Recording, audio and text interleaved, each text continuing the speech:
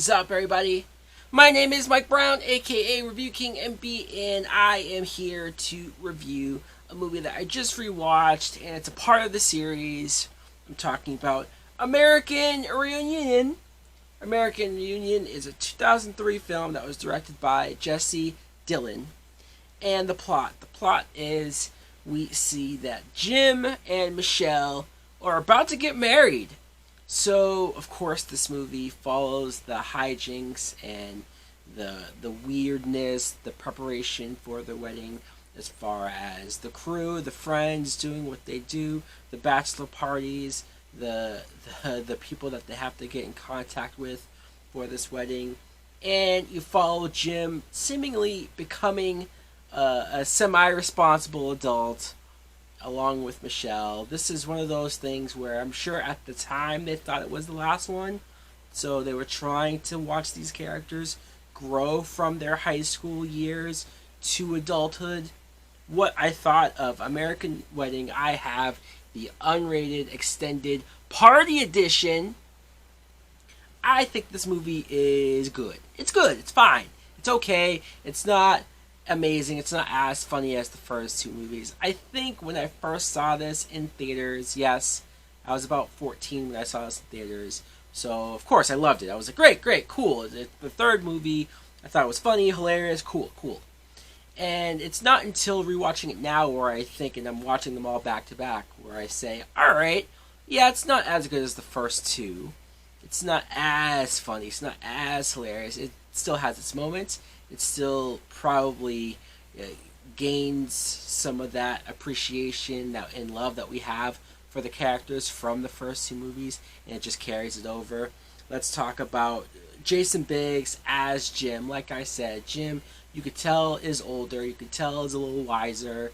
He's trying to get mature. He's trying to get to that point where, hey, maybe he's not such a fuck up. Yeah, like once or twice he has moments in this movie, but it's not nearly as much or as bad as the first two movies are. And maybe that's why some people can look at it and say, well, it's not as outrageous. It's not as over the top as far as like stunts that Jim does. The most embarrassing thing that he does, which granted is pretty bad, but he shaves his pubes and then just puts the rug of them outside the window and it goes into his wedding cake. Look, that's terrible and dumb, because everyone knows you have to do it over either a trash barrel or the toilet. I mean, come on. Over the rug? Really? Amateur! But in any event, it is nice to see Jim reach that point in his life where he is trying to get past that. At the very beginning of the movie, you see that him and Michelle have a very healthy relationship when it comes to sex. They're at the dinner table, and Michelle decides to just give him a blowjob underneath the table in the middle of the restaurant in front of everybody. When Eugene Levy shows up to give him the ring, Eugene Levy, he probably doesn't have as many warm-hearted, loving father moments as you would like, as he did in the first two movies, but he still is that character. Just him in general, how he plays it. He still embodies that, so that's still good. Let's talk about some of the other cast, though. Allison Hannigan as Michelle, like I said. She too is not as goofy maybe as she was in the first two movies. Not as much of a band geek. She is more about just wanting that perfect wedding, and that's what Jim is constantly trying to give to her. You see her family too, her sister and mother, her father, people that you never really seen before. Sean William Scott plays Stifler, and this becomes the Stifler hour, the Stifler movie. He gets so much more material to do, Stifler does, in this third film. It almost feels like, because the plot really is just the wedding, for all of the shenanigans, for all of the hijinks, for all of the crazy, outrageous stuff, that's why Stifler takes center stage. That's why Stifler is so much involved in the planning and whatnot. Sean William Scott is good, of course, as this character. Maybe you do get a little too much of Stifler this time around. That first gag at the beginning with the dogs and the peanut butter, like that was a little, or not peanut butter, I'm sorry. It was cake. The dog was licking cake off of Stifler's pants. It was maybe a little too much. Who knows? Maybe the the gay bar dance competition scene that Stifler was in. Maybe that was a bit random. There's a scene where they have a bachelor party. They invite these girls, these I guess they're strippers. I don't know. And maybe it's because I have the unrated extended version where that scene seemed to go on for a very, very long time. And I get it. You have your naked girls. You have your situations like that. But, again, maybe a bit too long. Man, okay, let's talk about Eddie K. Thomas as Finch. He is mostly in competition for Michelle's sister. He's in competition with Stifler. The two of them are going back and forth. Stifler thinks that he has to be the prim and proper type dude to impress her, where Finch realizes that she might like the edgy bad boy type, so he starts acting like Stifler.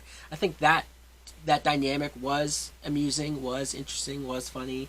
It's really the only other thing that like a character like Finch has going on, because they don't bring back the Stifler's mom stuff until the very, very end. Thomas Ian Nicholas is back as Kevin, and he does nothing.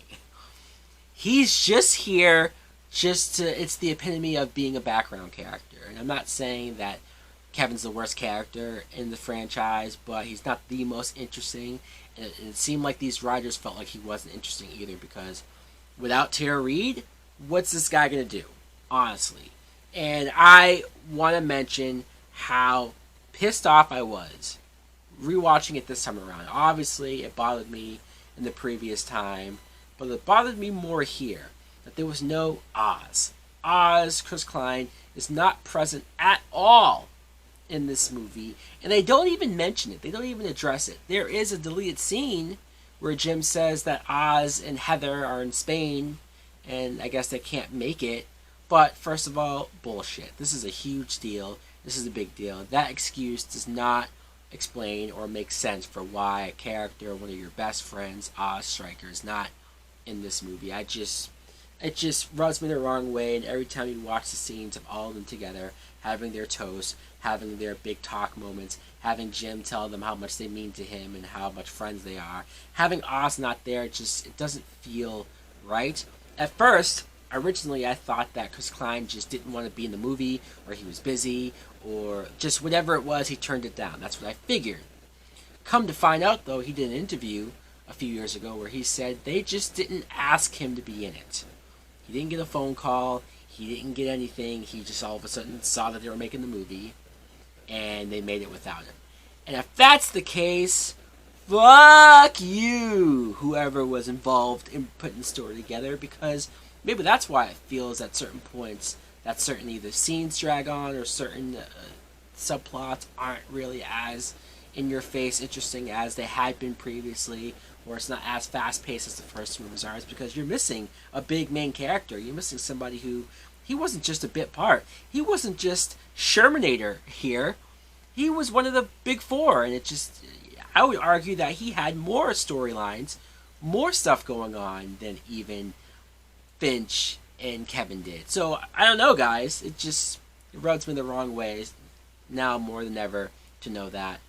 January Jones plays Candace. Not Candace. Candace. I don't know if that's how you say her name. That's how it's spelled. January Jones, I guess you can't say she's the best actress in the world, but she's fine here. She's the attractive girl who, they're competing for. There are scenes where, like, she'll go with Stifler, or she'll show more interest in Stifler this time, and then all Finch has to do is come over here and just say fuck a couple times, and she laughs and then goes off with him. And then another scene when she's with Finch in the car to drive up to the wedding, she just feels bad for Stifler and then goes to go with him. It's like, I get that she's not committed, I get that she's not officially dating anybody, but she's so back and forth up until she finally reveals that she does have feelings for Stifler. So I guess they go along with that.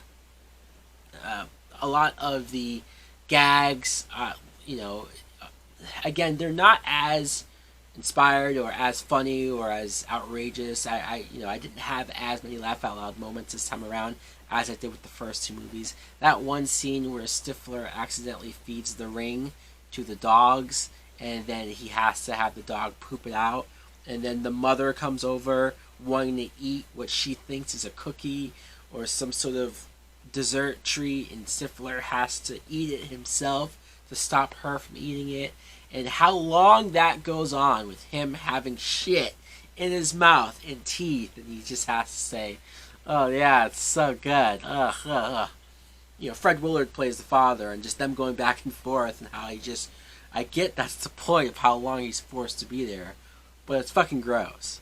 And I'm sure I grossed many of you out just talking about it.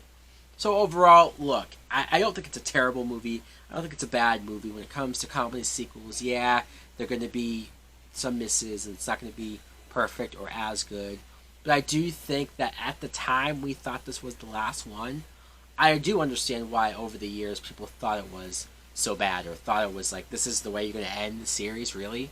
Luckily, though, it's not the end. We did get one more, and I guess we'll talk about it. So guys, let me know in the comments below, what do you think of American Wedding? Do you like it, or do you agree that it's the weakest of the series? It's the one that you probably go to rewatch the least amount. I understand that. Thanks for watching. What do you think of Oz not being there? Does it piss you off as much as it did me? Or maybe I'm alone. Maybe I'm the only one that really gave a shit. Like, comment, subscribe. Later! Heat in my vein like vernacular. Cook up the beat with a spatula. Y'all are not ready for action. I'm smoking these rappers and feeling spectacular. Making it killing like massacre. Watch out, I'm whipping my wrist. Right on my city, been pissed, but I show them love. I'm not the one that's at risk. My homie told me that when people rise up against you, it's the sign of your destiny real. Fake ones been hating cause they know that one day you're making it. Jealousy's all they can feel. Plugging the full.